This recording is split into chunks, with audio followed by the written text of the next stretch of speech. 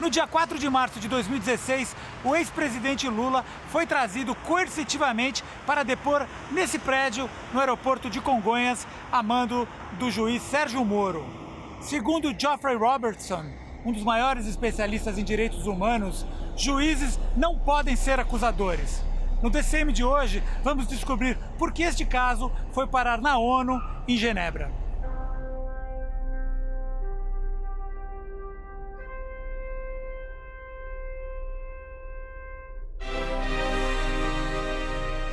O programa de hoje entrevista Cristiano Zanin Martins, um dos advogados do ex-presidente Lula, que explica o recurso apresentado ao Comitê de Direitos Humanos da ONU em Genebra. Mas antes, o essencial. Dilma Rousseff avisou que vai fazer sua defesa no Senado no dia 29 pessoalmente. Disse que não tem medo de ser xingada.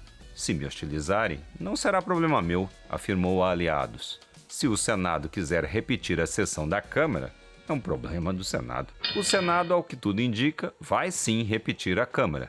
Apenas com bem pouco mais de decoro. A presença de Dilma deve inibir, eventualmente, um ou outro corrupto disposto a fazer alguma palhaçada mais circense, do tipo estourar um rojão.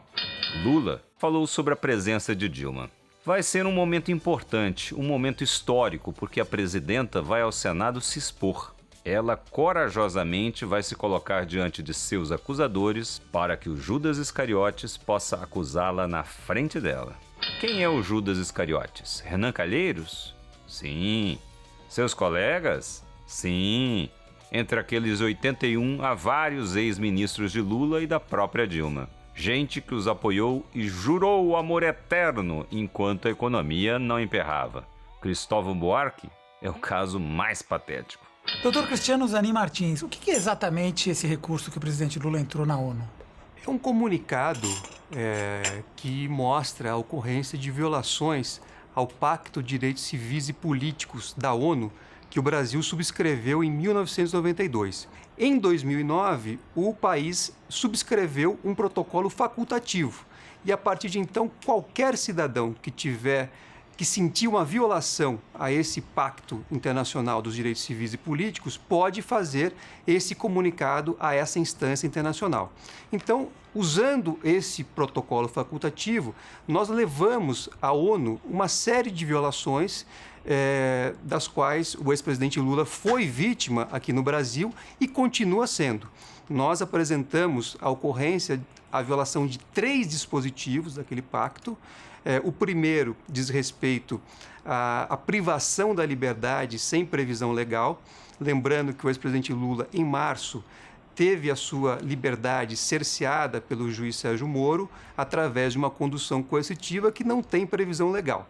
O segundo aspecto é a violação à privacidade, à intimidade do cidadão.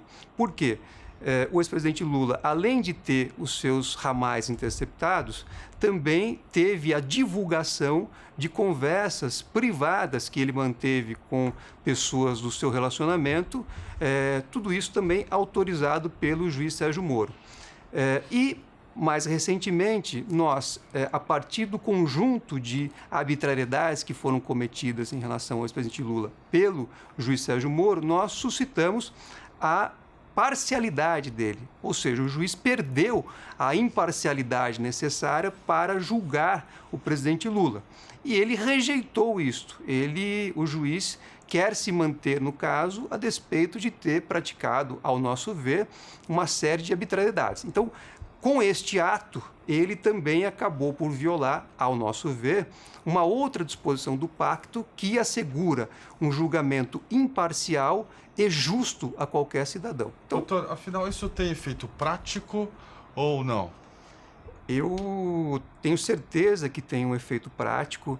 A partir do momento em que o país sofre uma condenação por ter violado disposições relativas a garantias fundamentais, o órgão que fez o julgamento, ele monitora o país para que o país corrija essas violações e possa não mais ter novos casos iguais.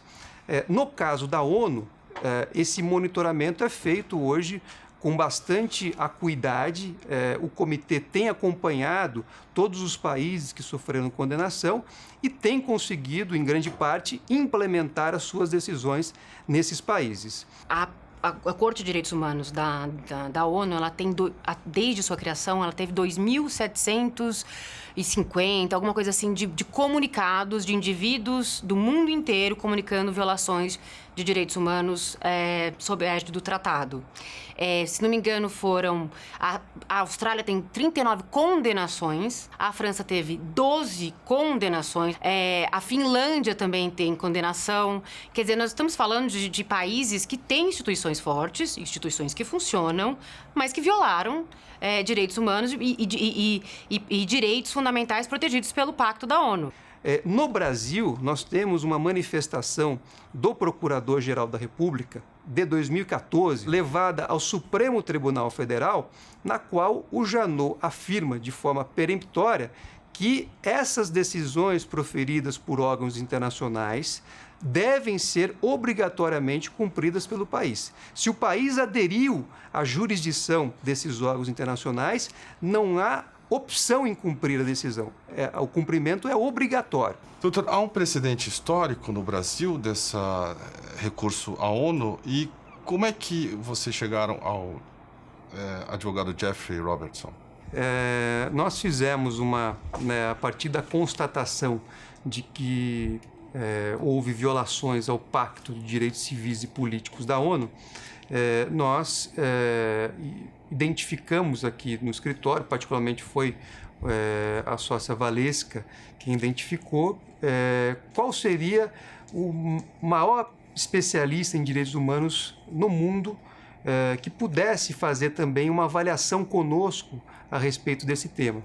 Então, nós entramos em contato com o Jeffrey, ele já tinha algumas informações e já tinha uma ideia de que algo errado estava acontecendo em relação ao ex-presidente Lula. This is the extent to which the country has been reduced. You get these fan magazines. There is the judge with his best Eliot Ness pose, and there's 70 pages of hagiography comparing him to Judge Sirica and others, and setting himself up. And he seems to love this. He likes being applauded. He likes having fans as if he were a TV star. Ele veio para o Brasil, combinamos a viagem, ele veio para o Brasil, ele se debruçou sobre todos os autos, sobre todas as acusações, sobre todos os vídeos, toda a mídia ao longo desses últimos 2 anos, e ele chegou à conclusão de que as violações eram claras, o que nos fez preparar o comunicado,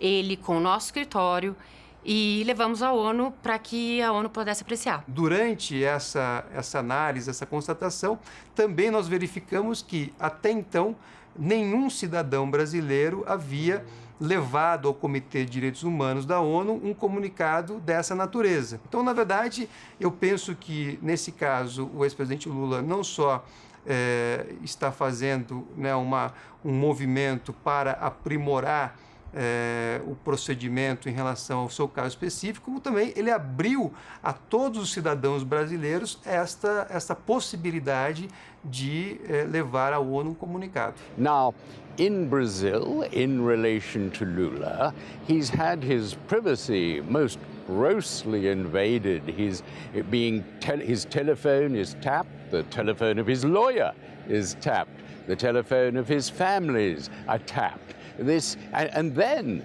transcripts of the intercepts are released to the media so that they can delectate over the result. The judges must not be prosecutors. They must not be so involved in the investigation. O Jeffrey Robertson diz que o juiz não pode ser um acusador. O que quer dizer isso? Você tem no processo penal o órgão acusador, que é o Ministério Público, geralmente.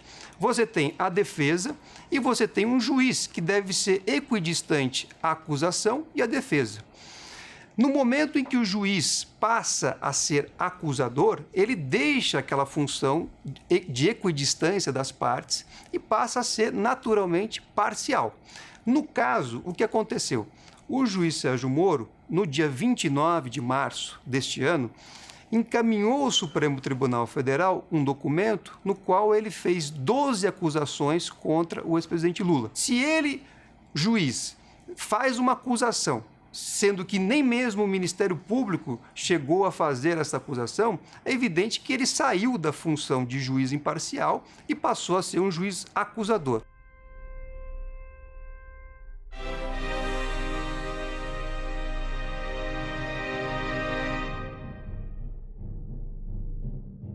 A ausência de um juiz imparcial, ela leva a consequências muito graves.